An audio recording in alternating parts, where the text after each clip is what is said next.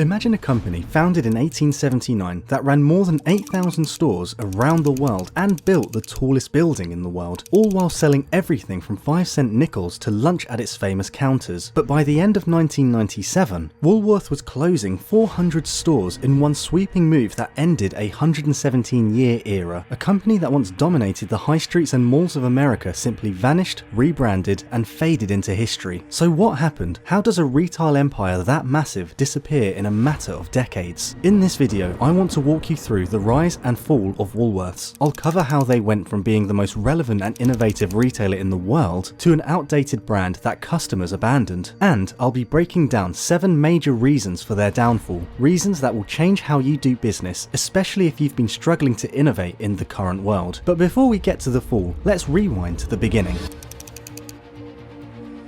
Woolworths started in 1879 when Frank Winfield Woolworth opened his first 5-and-dime store in Utica, New York. The idea was simple but revolutionary. Everything sold for 5 or 10 cents. At the time, most goods were kept behind the counter and handled by store clerks. Frank Woolworth flipped the script. He put items out on display so customers could browse and handle them themselves. That self-service model sounds normal today, but back then it was radical and people loved it. The stores grew fast. By 1919, just 40 years later, Woolworths had become the largest retail chain in the world. They had stores in every major American city and were expanding internationally. Their headquarters in New York City, the Woolworth Building, was the tallest skyscraper in the world when it opened in 1913, a literal symbol of their dominance. Through the mid-1900s, Woolworths became part of everyday life. The lunch counters were cheap, cheerful, and reliable. Families stopped in for toys, clothes, hardware, and snacks. They became so iconic, they even played a role in American history. In 1960, the Woolworths in Greensboro, North Carolina became the site of the famous civil rights sit-in when 4 black college students refused to leave a whites-only lunch counter. That protest helped spark a nationwide movement. So for decades, Woolworths looked untouchable, but by the late 20th century, the cracks were starting to show. So what exactly went wrong? Well, here are the 7 biggest reasons Woolworths collapsed. Stay tuned because the 7th reason will really make you rethink all you've learnt about doing business. When Woolworths launched its 5-and-dime concept in 1879, it was revolutionary. Everything was affordable and accessible, a store for the everyday person. But by the 1960s and 70s, the game had changed. Chains like Walmart, founded in 1962, and Target, which launched the same year, were scaling with ruthless efficiency. Walmart's rise was massive. By 1980, it had already crossed $1 billion in annual sales, while Woolworth was still clinging to downtown stores with limited inventory. These new giants built active stores in suburban hubs, ran hyper-efficient supply chains. This cut Woolworth on price and selection. Their smaller fragmented format simply could not compete. Woolworths didn't know what it wanted to be anymore. At one point, the company owned everything from the discount Woolco superstores to specialty shoe chains like Kinney and the now famous Foot Locker. Ironically, Foot Locker would outlive the whole Woolworth brand entirely, but instead of focusing on one winning idea, Woolworths spread itself thin. Imagine walking into a store that's not quite a discounter and not quite a specialty shop. That was Woolworths in the 80s and 90s, and the investors also noticed. By 1995, analysts were calling the company a collection of assets rather than a retail strategy. A polite way of saying Woolworths had no identity left. And like this wasn't bad enough, the next reason pushed them right off the edge.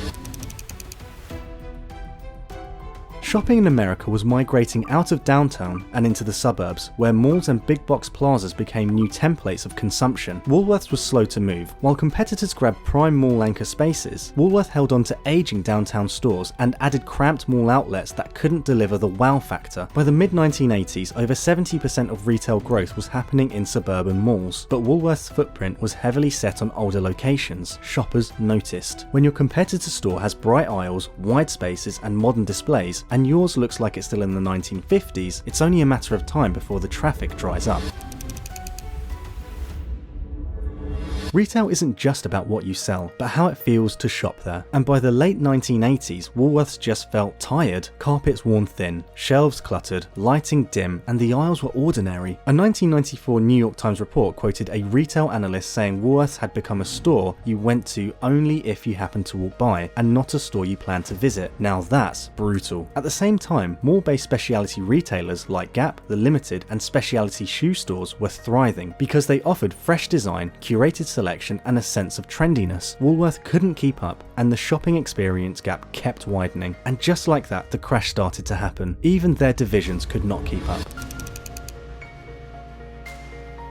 Woolco was supposed to be Woolworth's answer to Walmart. Launched in 1962, it quickly expanded across North America, but the stores were often too large, too costly to run, and it was poorly merchandised compared to leaner competitors. By 1982, Woolworth had shut down 336 Woolco stores in the US, a massive retreat that cost millions and tarnished the brand. In Canada, Woolco limped along until Walmart swooped in during 1994 and bought 122 Woolco stores, using them as leverage for their Canadian invasion. Meanwhile, Woolworth's more successful chains like Foot Locker could not even offset the damage caused by Woolco's collapse, and just like that, they started to lose their relevance too.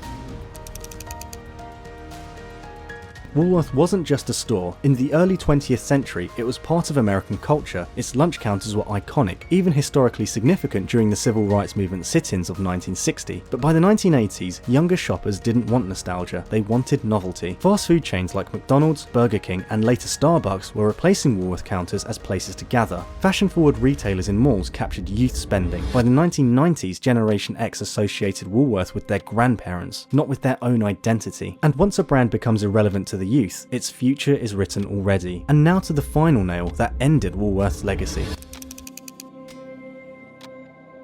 The numbers eventually told the story. In 1996, Woolworth reported a $37 million quarterly loss, and the following year the company shut down 400 Woolworth and Woolco stores in North America, and that was the end of the variety store era. In a dramatic move, the company rebranded itself as Venator in 1997, shedding its old name, and by 2001 it rebranded again to what we know as Foot Locker Inc., the last surviving legacy of the Woolworth empire. The irony is that a shoe chain, once a side business, became the crown jewel that lived on, while the five and dime dream was buried in history. Woolworth's story didn't play out the same everywhere. In the UK, Woolworths Group was part of a major high street chain that closed all of its roughly 800 stores by early 2009, a casualty of long-running structural issues and the 2008 financial crisis. That collapse became a widely reported symbol of the shift in retail economics in that era. The physical five and dime in the US largely disappeared, but parts of the corporate legacy live on. Foot Locker, which began as Woolworth's subsidiary, survived and grew into one of the world's largest athletic footwear retailers. It's often pointed to as the asset that outlived the parent company. Meanwhile, the Woolworth building still stands as a New York landmark and a reminder of how towering the company's influence once was. Woolworth's fall reads like a primer on what can go wrong if you lose your identity, fail to meet changing expectations of customers, and don't adapt your real estate, pricing, and merchandising strategy. Even a pioneering brand can shrink fast. And this applies to all businesses, big and small. Adaptation